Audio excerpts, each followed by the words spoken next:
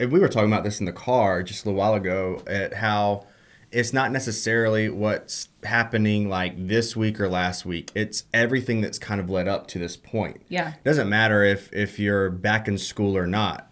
Like teachers didn't have a break really. And this is a brand new first year, a brand new dynamic that everyone's trying to navigate. It's not the same, and it's just very different, and it's challenging, and it's hard, and you're tired. We get that, and we see you. Yeah.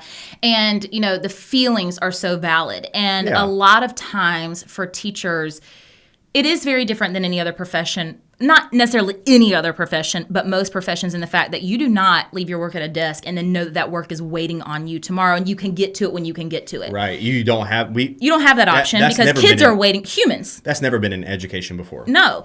And education, many of us taught that as a 24/7 job, and it is, and it can be, and it's very different, and Sunday nights are stressful. There's a lot. And you get scared, and you get nervous. And you can't sleep. Right, and you can't sleep, and you're worried about not getting sleep because you're going to be tired because you have 20, 30 kids, depending on... It's a lot. My dad was an engineer, and he never lost sleep on a Sunday night. He never understood. No. I mean, well, I'm not saying that he never, tried to understand, or that he never understood. Yeah, but he just couldn't. It was impossible. He never lost sleep on a Sunday night or a Monday night. I mean, now, at certain times, he did have big projects, and he would, lose sleep then, right, but yeah. that would be for, a period of time. But for teaching, we don't just get to say, okay, I'll get to that tomorrow, because you have kids greeting you at the door, and you don't have time to get to it tomorrow because they're ready to learn. And so that is what makes education so difficult. But also, we really want to get into guilt and what this looks like, and what could be possibly, causing so much guilt to find its way into education, and what this looks like for teachers, as we try not to have and put so much pressure on ourselves to cause so much guilt. Because I think that, honestly, and it really breaks my heart, but I think it breaks my heart because I understand, and I've been there, and I've felt it, and I've felt this a lot, that guilt truly becomes a habit of thought. Just like with any part of our thinking, that we're always thinking we're not good enough. We're not living up to the expectations. We didn't get it all finished today. We didn't get it all the way that we wanted it to happen. And it just becomes a constant, we're not good enough, we're not good enough, we're not good enough, because we can never get caught up to feel like, okay, I've got a handle on this. And you say it best. I mean, where does that guilt come from? You just mentioned expectations. Yeah. Like, what kind of expectations have been put on you? But you have to think about, who are you?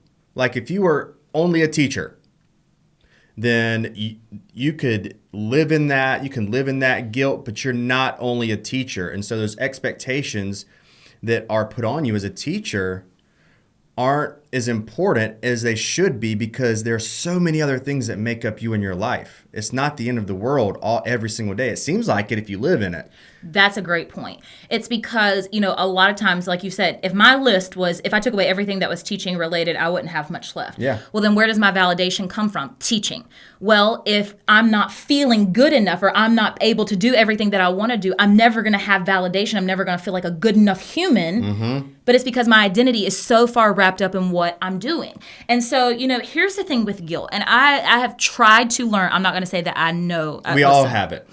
I've tried to learn about guilt. I've tried to be very self-aware of guilt. Y'all know that we are no strangers to therapy and to counseling. I've worked a lot with my therapist on guilt, because it's something that I think that all educators struggle with, but especially me. It's something that I've always struggled with. And so several things that I've had to do is, first of all, think about where my guilt is coming from.